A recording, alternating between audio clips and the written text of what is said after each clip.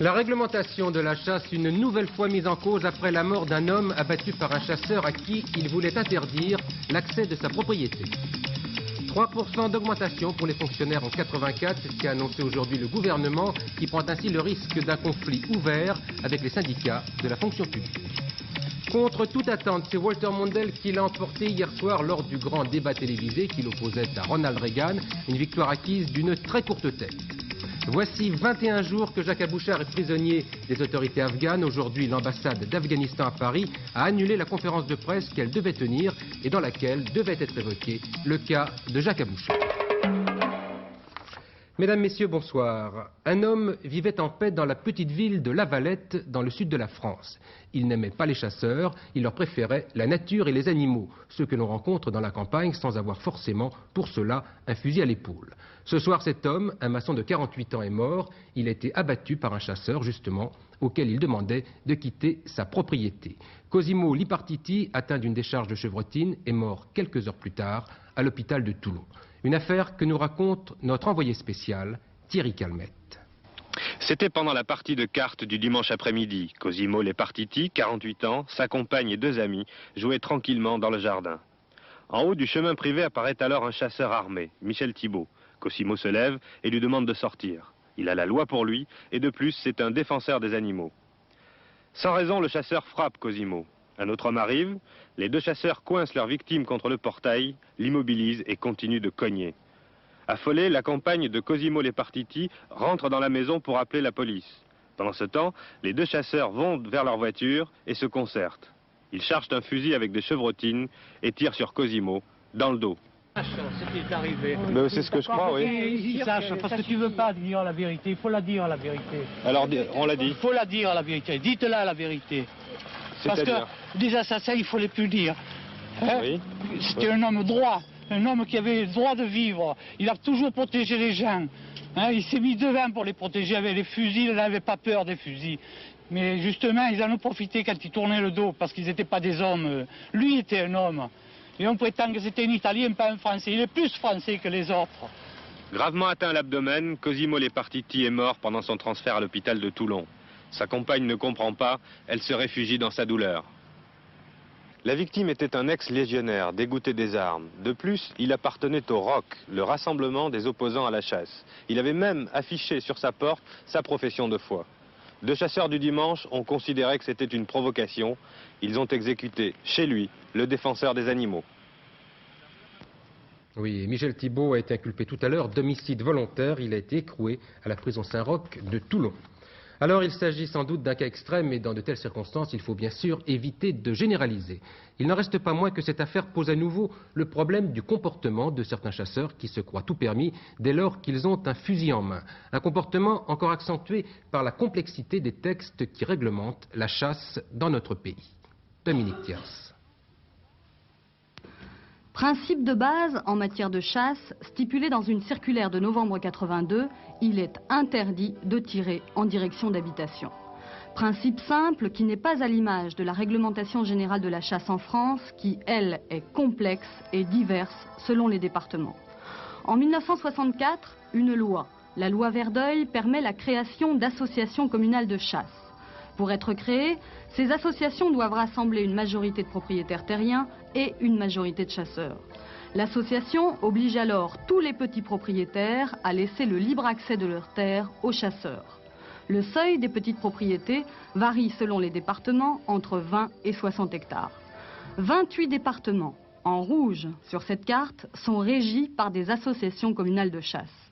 Ailleurs, chaque propriétaire fait ce qu'il veut chez lui. Des groupements d'intérêt synergétiques permettent aux propriétaires et aux chasseurs de s'entendre sur le type et la quantité de gibier à tuer. La SPA et le ministère de l'Environnement souhaitent favoriser ce genre de gestion et c'est dans cet esprit que les services du Guet de Bouchardot préparent un nouveau texte de loi. Je demande donc qu'on étudie une nouvelle réglementation qui donne le droit de non-chasse sur le territoire de propriétaires qui se refuseraient vraiment à avoir les chasseurs passer chez eux. Et pour quand cette nouvelle loi sur la chasse? Ce que je peux vous dire, c'est que d'ici fin 85, je pense que nous aurons déjà un premier règlement et ensuite le projet de loi mettra peut-être plus de temps à être mûr et à être voté, mais je pense que nous pouvons arriver à une amélioration en la matière. Il y a près de 2 millions de chasseurs en France, un groupe de pression non négligeable et Huguette Bouchardot en est bien consciente. Oui, à propos de l'affaire de la Valette, Brigitte Bardot a adressé une lettre ouverte aux chasseurs dans laquelle elle dénonce la toute-puissance des tueurs agréés, comme elle les appelle. Une lettre dans laquelle elle remarque qu'une minorité, c'est-à-dire 1 800 000 chasseurs, cette minorité agit en dictateur devant l'écrasante majorité des non-violents.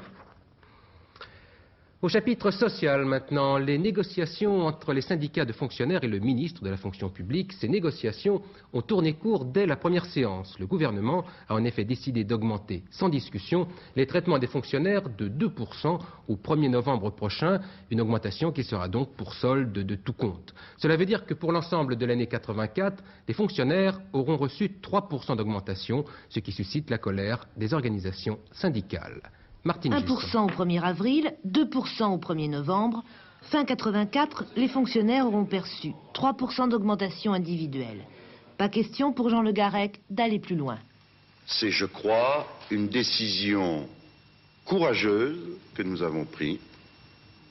Et j'ai tenu à m'exprimer devant les représentants des organisations syndicales avec le maximum de clarté, sans ambiguïté, sans faux fuyant, mais c'est une décision aussi raisonnable.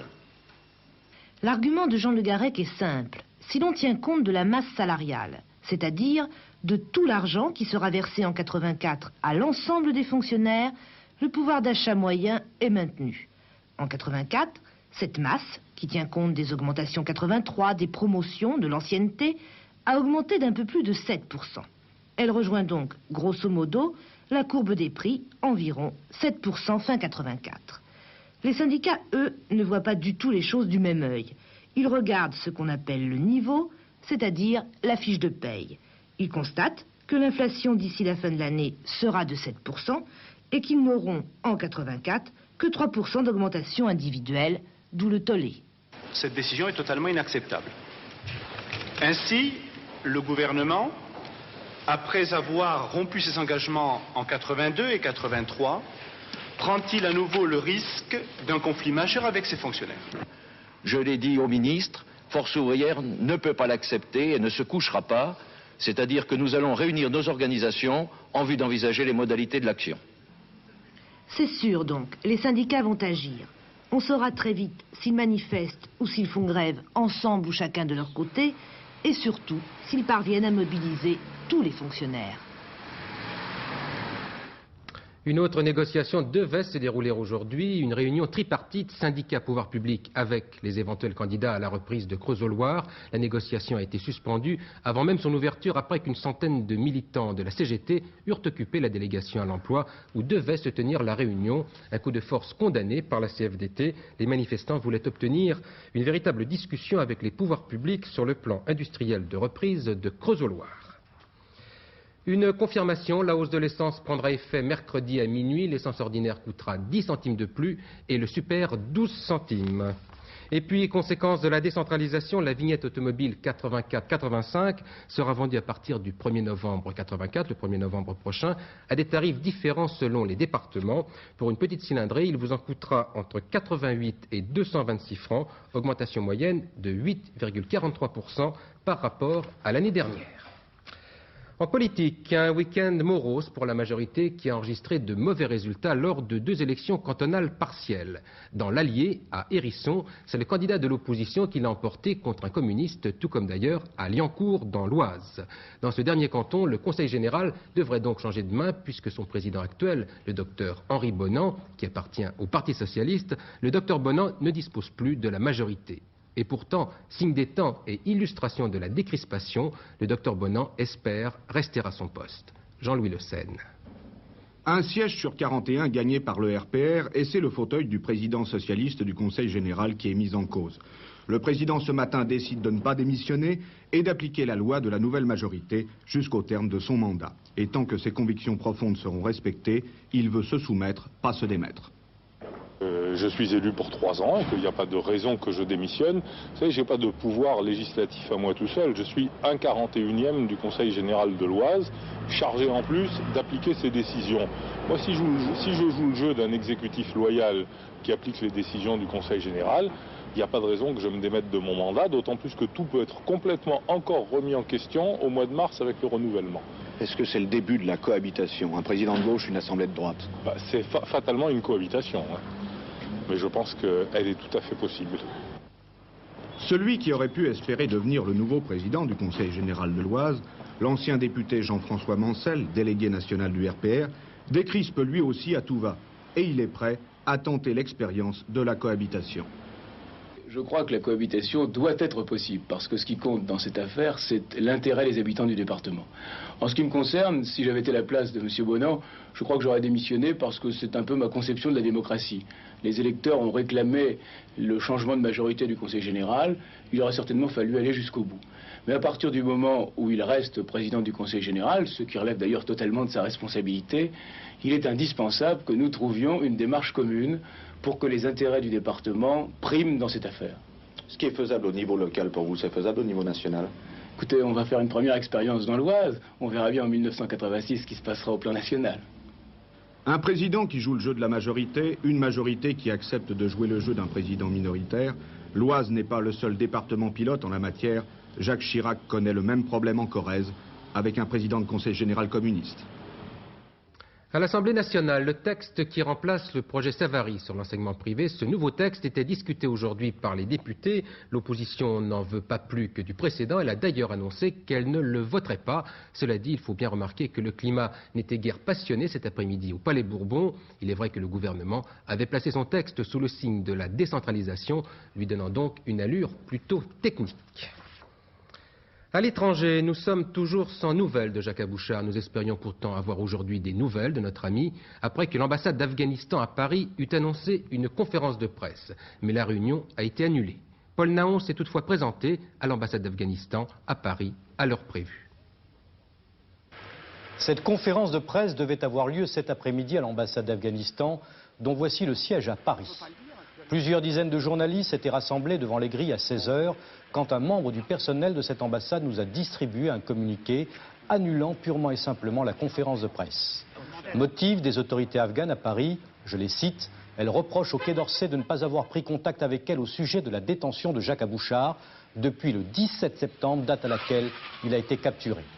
En conséquence de quoi, la conférence de presse est reportée et ce faisant, l'ambassade d'Afghanistan est certaine d'aller, je cite, toujours dans le sens d'un règlement plus serein de cette affaire.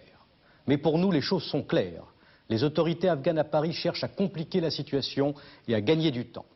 Dès le 17 septembre, en effet, le Quai d'Orsay a pris contact avec le gouvernement afghan à Kaboul, ce qui est, paraît-il, la voie diplomatique habituelle.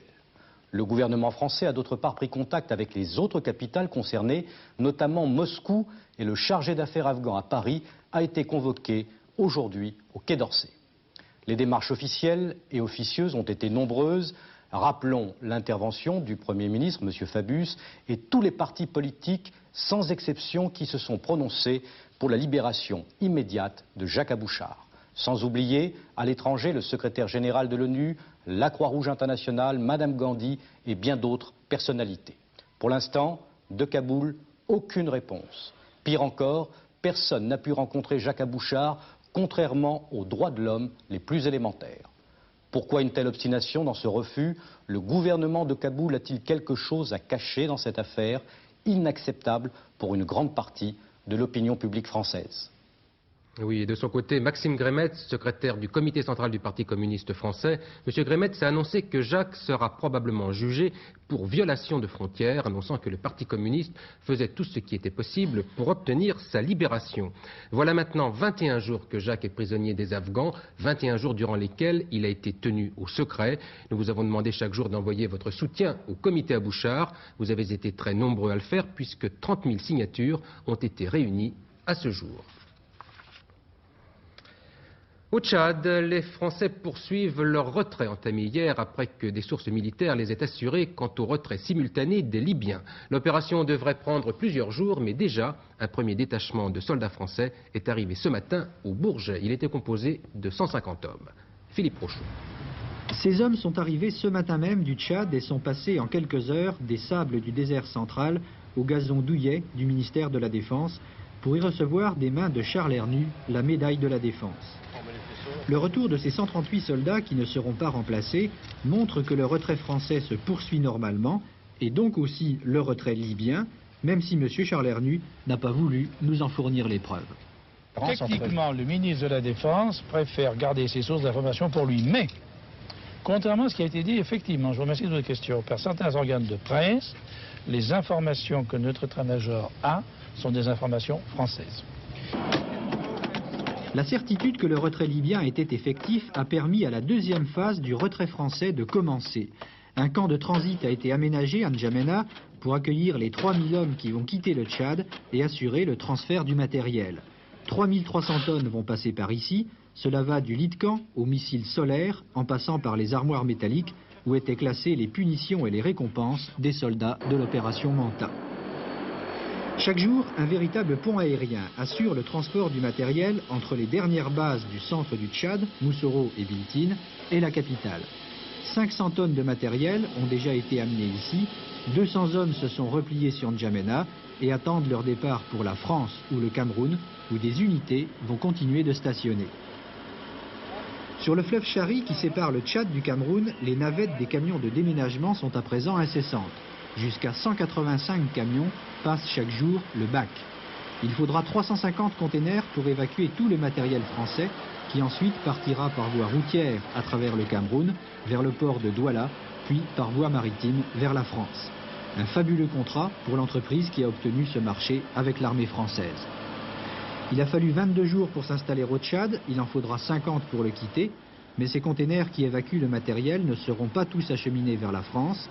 Des armes, des munitions, des tentes resteront au Cameroun, prêts à repartir pour le Tchad au cas où le colonel Kadhafi reviendrait sur sa décision de rapatrier ses soldats qui se sont battus ici. Oui, en marge du retrait français, ou plutôt dans le cadre de ce retrait, une première cargaison de céréales et de médicaments a été acheminée vers N'Djamena. C'est le premier volet d'une aide économique d'urgence qui devrait durer 12 jours et permettre d'envoyer 300 tonnes de céréales au Tchad. On en parle un peu moins, mais la situation demeure toujours aussi préoccupante dans le Golfe, où 6 personnes ont été tuées et 6 autres très gravement brûlées après l'attaque d'un superpétrolier libérien au large du terminal iranien de Karg. La télévision réserve parfois des surprises à ceux qui croient la connaître le mieux. C'est en tout cas ce qu'a dû se dire l'ancien acteur Ronald Reagan, un président médiatisé s'il en fut, et pour lequel les interventions télévisées sont l'occasion d'un show parfaitement réglé. On le donnait donc favori la nuit dernière dans le débat qui l'opposait à son adversaire démocrate Walter Mondale, et pourtant de l'avis de tous, c'est bien Mondale qui l'a emporté, même si cela ne devrait rien changer au résultat de l'élection. 9 heures précises, heure locale pour quelques 100 millions de téléspectateurs, la poignée de main des deux candidats. Le débat portait sur 1h30 sur des problèmes de politique intérieure, déficit budgétaire, sécurité sociale ou augmentation des impôts. La règle du jeu était la même pour les deux candidats, répondre aux questions des journalistes et ne jamais s'adresser la parole directement. Une règle à laquelle Walter Mondale n'a pas résisté. Maintenant, Monsieur le Président, vous avez dit « on recommence ». Vrai ? Vous vous souvenez la dernière fois que vous avez dit ça? Vous l'avez dit quand le président Carter vous accusait de vouloir couper la sécurité sociale. Vous avez dit pas du tout. Et qu'est-ce que vous avez fait quand vous avez été élu? Vous avez essayé de réduire de 20 milliards de dollars la sécurité sociale. No, I never proposed any $20 billion should come out of Medicare. Non, je n'ai jamais proposé une réduction de 20 milliards de dollars. J'ai proposé un plan pour régler ce problème. Et peut-être que s'il y a ce problème, c'est parce que pendant les 4 ans de Carter, les frais médicaux ont augmenté de 87%. Reste maintenant à savoir qui sort vainqueur de ce premier débat. Il y en aura un deuxième sur la politique étrangère dans 2 semaines. On aura sans doute très vite, dans quelques heures, un sondage. J'aurais personnellement tendance à dire que tout au long de ce débat, Ronald Reagan est resté en permanence sur la défensive. Cela dit, c'est peut-être normal parce que lui est au pouvoir. Quant à Walter Mondale, il a été égal à lui-même. Excellent débatteur, c'est vrai, avec des pointes d'humour, mais toujours avec ce ton un peu ennuyeux qu'on lui reproche beaucoup. Et donc, dans la mesure où n'est pas arrivé ce que tout le monde attendait, c'est-à-dire la gaffe fatale de Ronald Reagan, sans trop s'avancer, on peut prédire que Ronald Reagan, aujourd'hui, va maintenir sur son adversaire Mondale une avance qu'on estime entre 13 et 18 points, ce qui est largement suffisant pour qu'il se voie réélu le 6 novembre prochain. Daniel Guimpier, le tortionnaire qui enlevait des femmes et les torturait avant de les violer et parfois de les tuer, Guimpier retrouvait le box des accusés tout à l'heure aux assises de Créteil. Il avait pourtant déjà été condamné à la réclusion à perpétuité, mais le verdict avait été cassé pour vice de forme. Et comme lors de son premier procès, les débats devraient tourner autour de l'état mental de Guimpier, avec l'audition de nombreux experts en psychiatrie. Et toujours les mêmes questions, Paul Lefebvre. Oui, tous les experts sont d'accord sur une chose, Guimpier n'était pas dément au moment des faits. Et ils ajoutent tout de suite, mais il faut le soigner. Déjà, on peut s'y perdre. Guimpier, Daniel, 31 ans, mécanicien, intelligent, silhouette banale, avoue 4 viols atroces, dont l'un s'est terminé par la mort asphyxie de l'une des victimes. Guimpier est violeur, pourquoi? Les psychiatres répondent, il attaquait les femmes pour se venger du fait que sa naissance avait rendu sa mère infirme. Et qu'est-ce qu'on en fait? Elle est là, la querelle d'experts, querelle qui n'est pas inutile car elle est le symbole de la justice qui cherche la vérité, le symbole de la responsabilité des jurés. Certains de ces experts disent il n'y a rien à faire, sous-entendu, oublions-le en prison. D'autres ajoutent mais si, on peut le soigner, mais pas en prison. Alors on va vite parler de lobotomie, méthode chirurgicale très dépréciée, ou alors de castration chimique très expérimentale. Mais les troisièmes experts révèlent mais nous le soignons déjà depuis 3 ans par psychanalyse, dans 5 ans, il sera guéri. Guimpier, lui, avoue tout, assume tout et dit je suis prêt à subir tous les traitements possibles, faites de moi ce que vous voulez. Cette lobotomie qu'évoquait Paul Lefebvre, ce peut être soit une intervention chirurgicale, soit un traitement chimique qui altère le comportement de certains individus considérés comme dangereux. Elle fait bien sûr l'objet d'un débat très passionné, puisqu'il s'agit d'une forme de mutilation. D'ailleurs, d'autres pays ont déjà eu à répondre à cette question. Jérôme Camille. Je me suis décidé pour cette opération car c'était pour moi la seule libération. Il y a 6 ans, Peter Tomensky racontait à Michel Meyer l'opération qu'il avait acceptée de son plein gré pour freiner l'obsession sexuelle qui l'avait amené à commettre 2 viols. Cette intervention de neurochirurgie agit sur les fibres du cerveau et modifie le comportement de ceux qui sont affectés de déviance sexuelle. Les chirurgiens interviennent sur une petite zone cérébrale qui paralyse l'hypersexualité. Une opération qui n'existe pas en France et sur laquelle les médecins s'interrogent. En tant que médecin, il y a 2 attitudes. En tant qu'individu, je réagis comme tout un chacun, avec une certaine inquiétude face à un acte chirurgical par définition irréversible. En tant que médecin, je m'interroge sur les possibilités d'usage de toute manœuvre thérapeutique dans la mesure où les bénéfices sont supérieurs aux inconvénients, bien évidemment. Alors, il n'est plus question aujourd'hui de retourner aux techniques de lobotomie telles qu'elles étaient faites autrefois. Je sais qu'il y a aujourd'hui des techniques de lobotomie beaucoup moins dévastatrices, beaucoup mieux localisées au niveau cérébral et capables de modifier un comportement. Mais encore faut-il que cette technique soit utilisée dans une indication médicale. Il n'est évidemment pas question pour moi, médecin, d'arriver à l'indication de psychochirurgie judiciaire, mais uniquement en fonction de critères médicaux. En Allemagne, la lobotomie est acceptée. Aux États-Unis, on avait donné le choix à un condamné à mort entre la chaise électrique et cette opération. En France, il ne semble pas que les médecins veuillent se substituer à la justice pour tempérer médicalement les délinquants sexuels. Oui, un autre procès à suivre, celui de Roland Agray, qui sera rejugé en décembre par les assises de Lyon. Agray avait fait plusieurs tentatives de suicide. Il s'était tranché plusieurs doigts de la main pour attirer l'attention sur son cas. Il avait été libéré pour raison médicale en 1977 et réclamait depuis sa réhabilitation. Des faits nouveaux étant apparus, il sera donc rejugé au mois de décembre. Nous vous avons souvent parlé de ce jeune garçon de 14 ans, Olivier Anglade, atteint d'une leucémie et que seul pouvait sauver une greffe de moelle prélevée sur son frère. Des appels avaient été lancés dans toute la France pour retrouver ce frère, qui était par ailleurs recherché par l'armée pour désertion. Tout avait été fait, les poursuites judiciaires avaient été levées pour permettre au jeune homme de se présenter au chevet de son frère. Sans résultat, ce soir Olivier Anglade est mort. Il n'a pas survécu à une autogreffe pratiquée en désespoir de cause. Tout autre chose maintenant avec le succès sans précédent du Salon de l'automobile qui se tient aujourd'hui à Paris.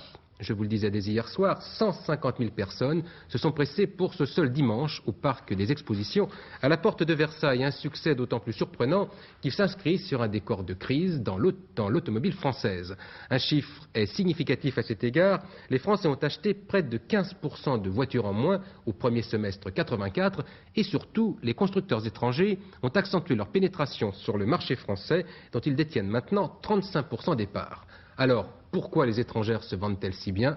C'est ce qu'a voulu savoir Jean-Marc Dubois. Aujourd'hui, les voitures étrangères représentent en France une vente sur 3, très exactement 35% du marché. Première raison invoquée pour acheter étranger, le manque de dynamisme des vendeurs français et des délais de livraison trop longs. Pour le savoir, nous sommes allés acheter une voiture, micro caché bien sûr, Peugeot d'abord. Fait 59 200 francs.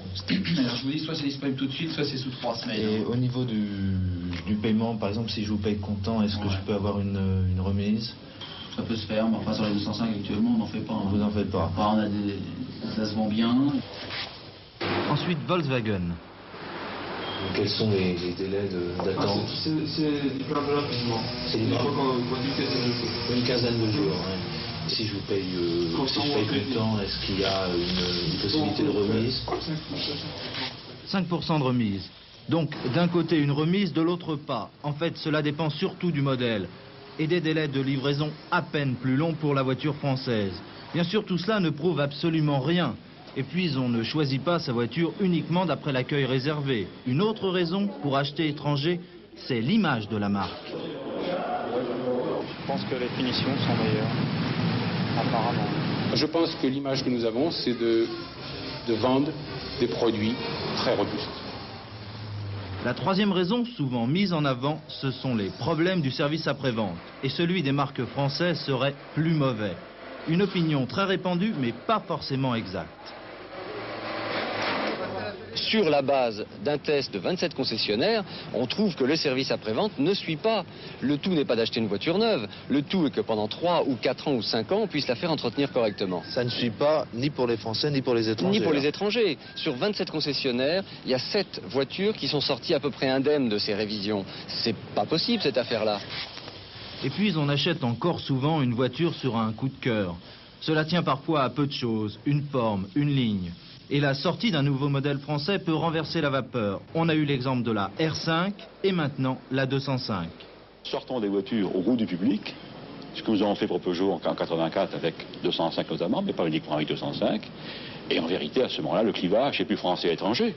C'est entre des voitures qui intéressent le public et qui sortent effectivement, et celles qui les intéressent moins. 205 plus Super 5, peut-être 2 coups de cœur qui vont permettre aux constructeurs français de regagner le terrain perdu face aux étrangers.